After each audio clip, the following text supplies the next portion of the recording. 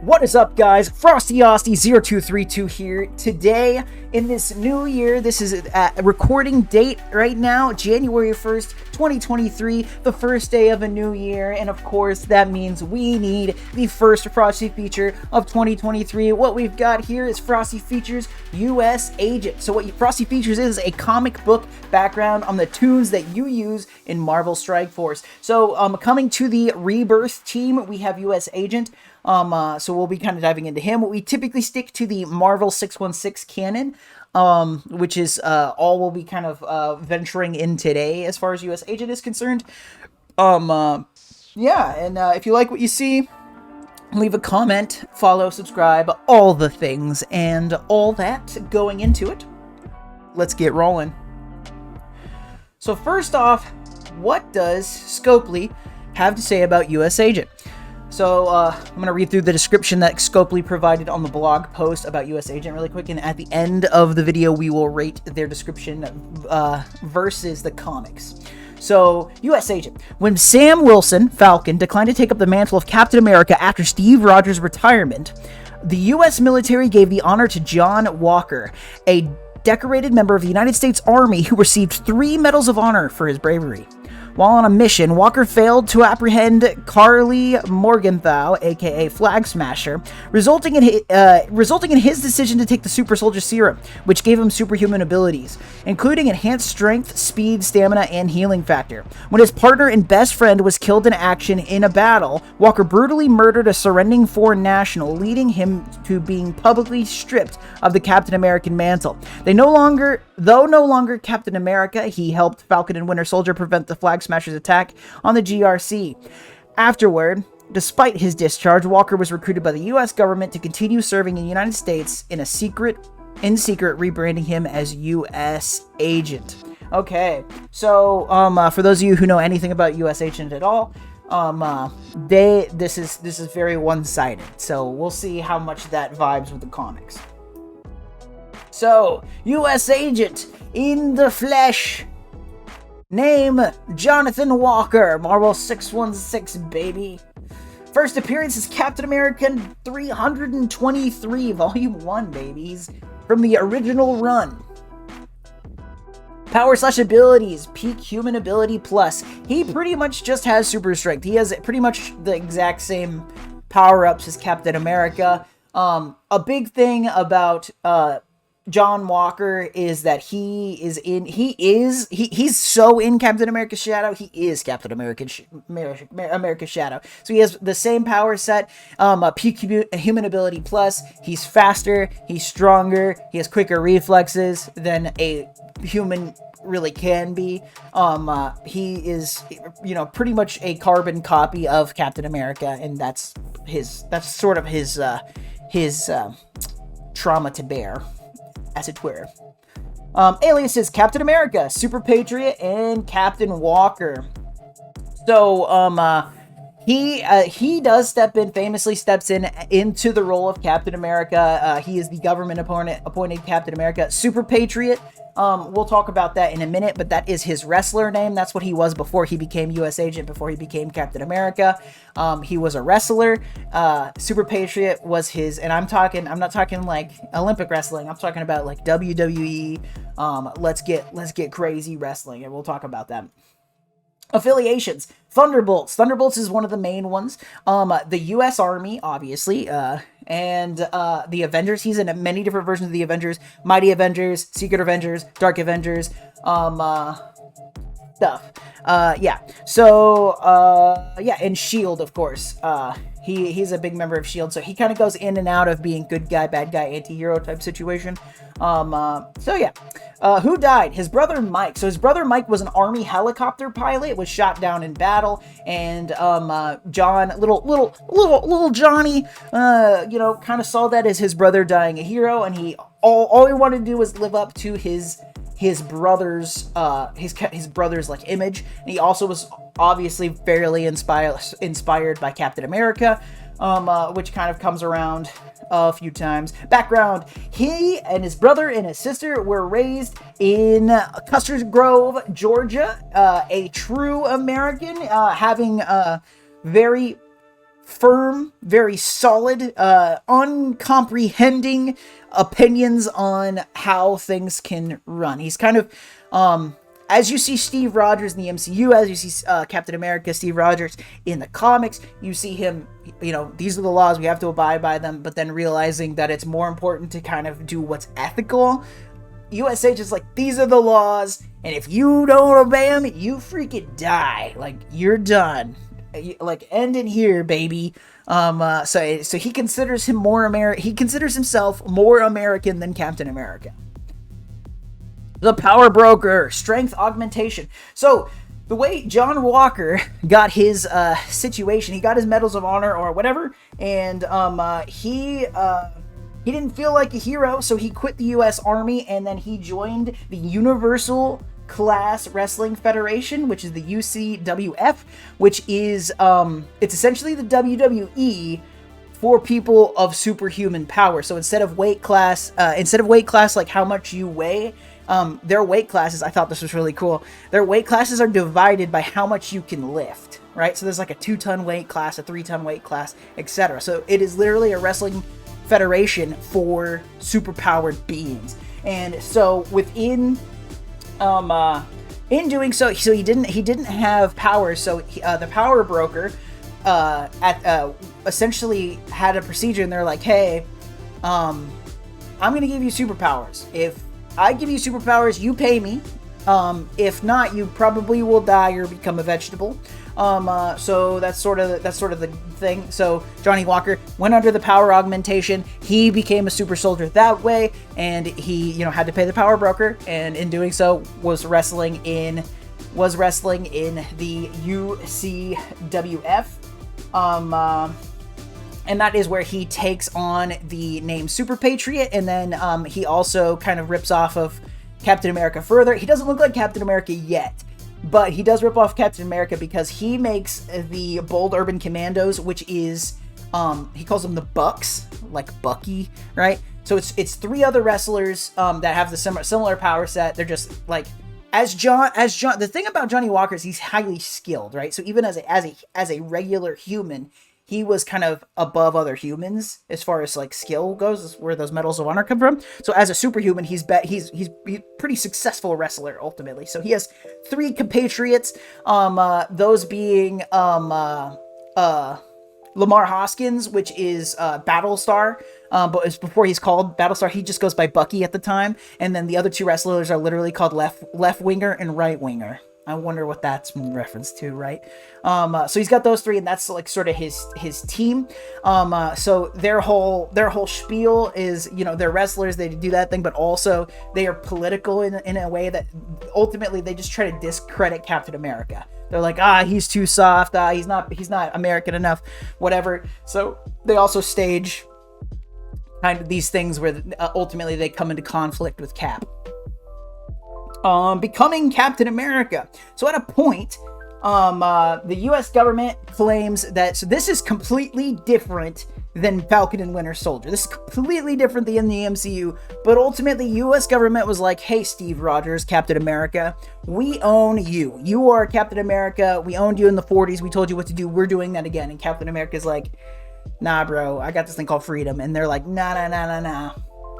You got to do this or you can't be Captain America anymore. And he's like, fine, I'm not Captain America anymore. Peace, y'all. And so he's no longer Captain America. And then the U.S. government was like, we're going to appoint a Captain America. And boom, you got Johnny Walker already from Super Patriot becomes Captain America. But most important thing about him becoming Captain America, the thing that really shapes his destiny really isn't even him becoming Captain America. It's the Bucks, those Bold Urban Commandos we talked about. Because the U.S. government's like, you're Captain America, but Captain America only has 1 Bucky. You only get 1 Bucky, so you gotta pick. So he's like, Lamar, you're my dude.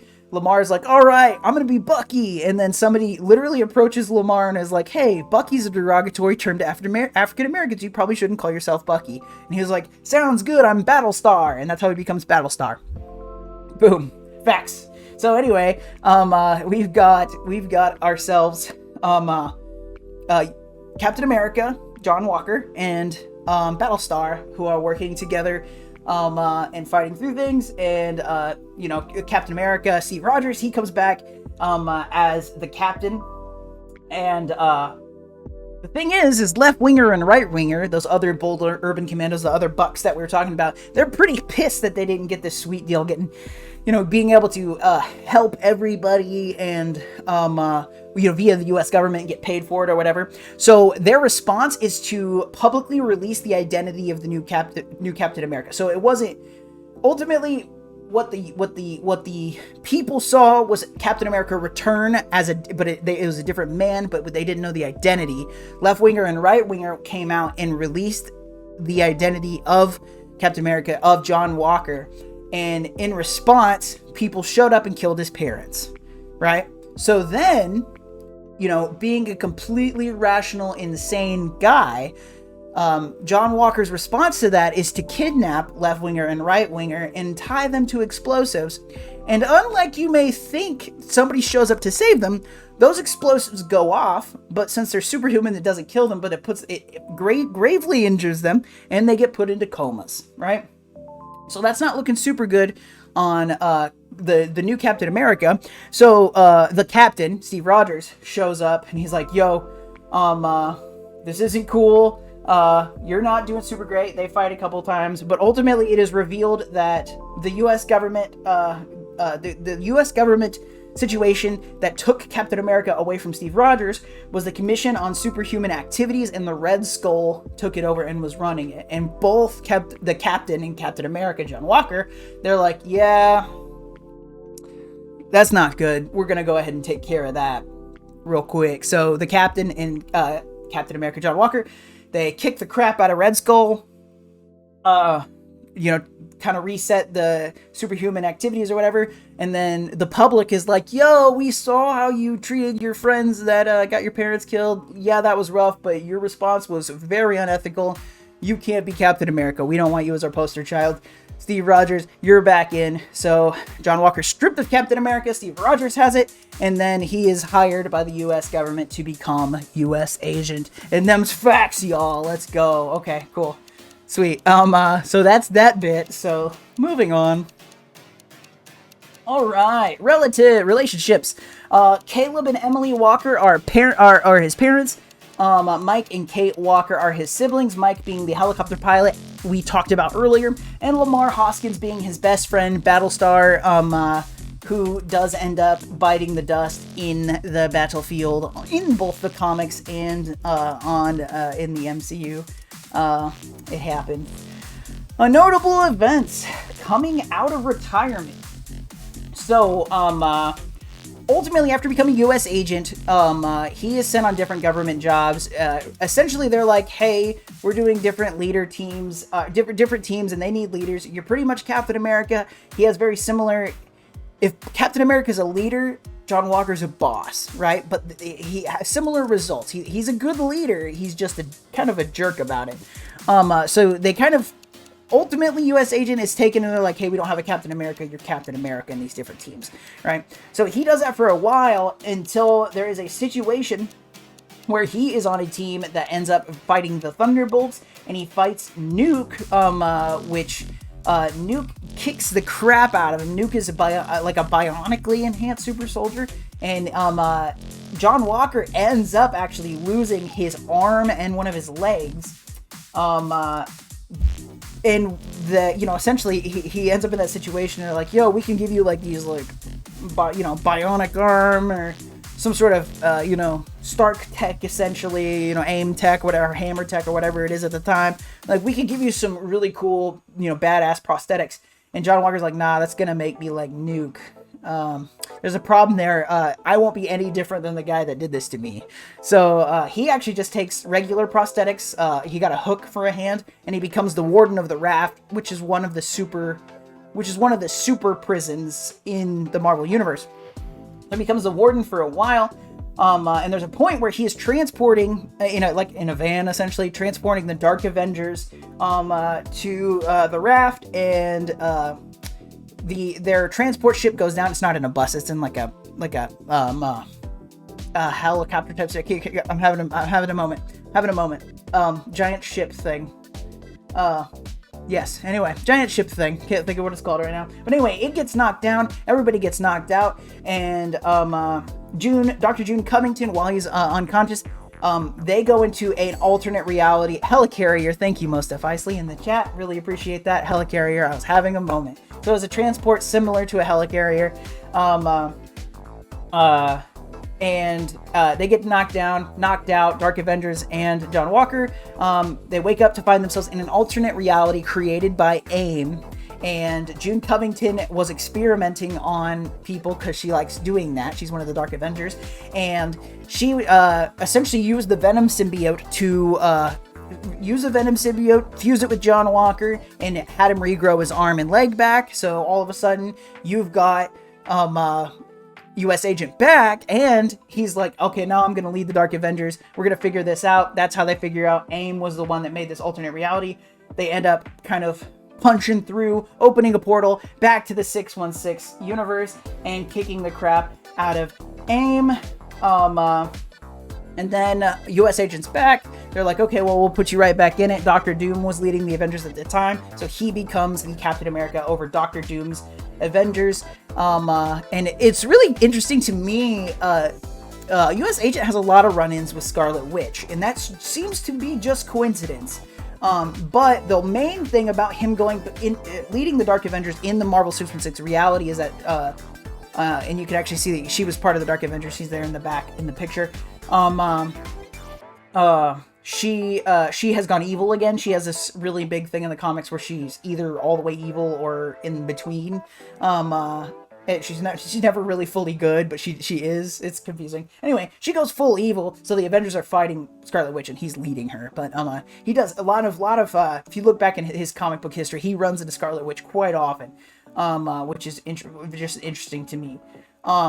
Yeah, so leader of the Thunderbolts. So this is pretty common, but I'm specifically going to be talking about Devil's Reign, because it's a kind of a more recent, bigger storyline that just happened.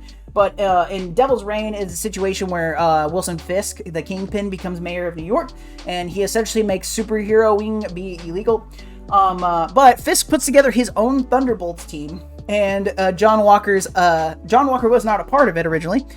So his response to that, obviously, was to break into Kingpin's house, into his fortress, and get in front of Kingpin and be like, I made it here unscathed. I should be your leader of your Thunderbolts. This is the thing to do. And Kingpin's like, yeah, you probably should do that. And so he becomes a leader of Fisk's Thunderbolts.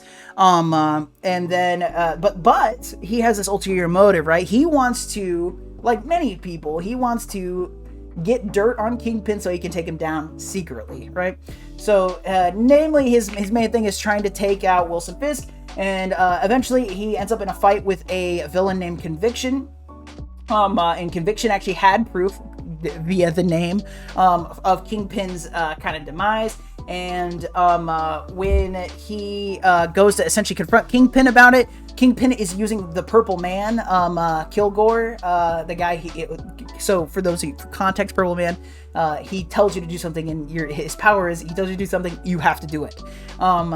So he ends up running into the Purple Man, and the Purple Man mind controls him. That's what we're seeing right here in the comic strip right there. He gets controlled by the Purple Man, and Purple Man kind of goes back and forth on actually helping Fisk. So Fisk decides that he needs some reassurance. So he has US Agent run and kidnap Purple Man's kids, kind of hold them as ransom so he can control them, and then he more or less forces the Purple Man to get on steroids, and then he releases Purple Man onto New York City to kill all superheroes.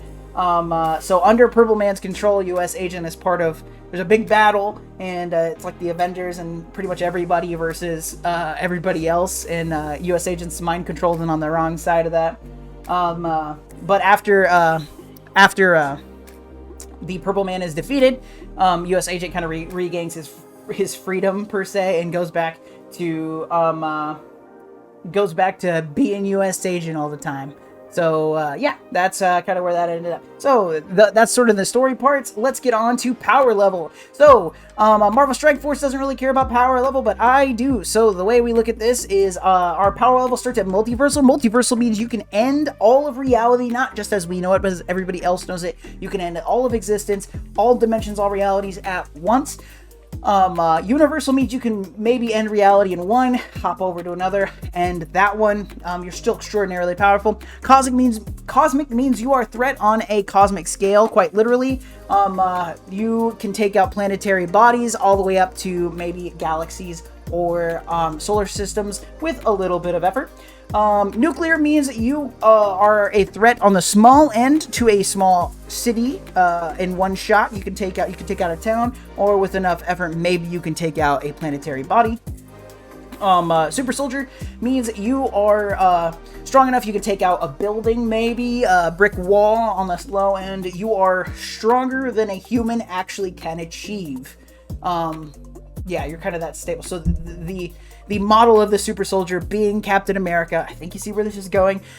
City means that you are a highly trained human. You are at the peak of human capability. You are trained to kill, and you will be killing. And then there's Greg. Greg is the undead Asgardian in Marvel Strike Force that Hela summons. And up until recently, Greg was kind of a throwaway character, but he is undead Asgardian. But for the sake of argument, we're putting him on a regular human scale, just at a regular place. So for the sake of argument, if I had a wet, wadded up t-shirt, I theoretically could kick the crap out of Greg, right? As me as a regular human. So in the case of John Walker, US Agent, we are obviously a super soldier because you are pretty much a carbon copy clone of Captain America. So he is the pretty much, he's not actually a clone, but like he is that's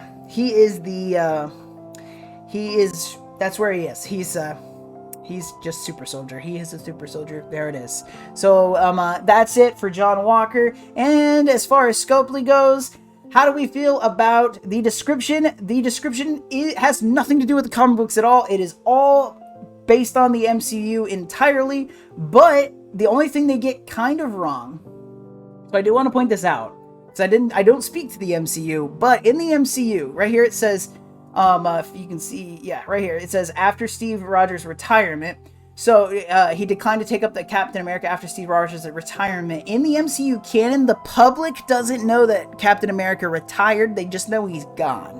So that's the only thing that's iffy. But other than that, they used John Walker's exact description from the MCU, but nothing from the comic books, and we call this a comic book cop-out. They didn't even try to bring in the comics, they just stuck with what's easy, copy and paste a episode description from the MCU, which isn't a crime, but we don't like it on Frosty Features, so it's a comic book cop-out. That is Frosty Features US Agent. I hope you all had a good time. Let me know what you liked, what you didn't like in the comments. I'd love to hear from you. Make sure to like, follow, subscribe. I really appreciate it. Doesn't cost you anything but a couple of clicks. Also, as a reminder, I stream every Sunday morning at the link above on Twitch at 8 a.m. Central Standard Time.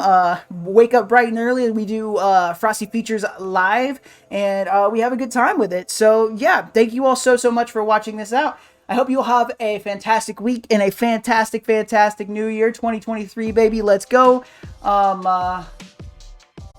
But most importantly, y'all, stay cool.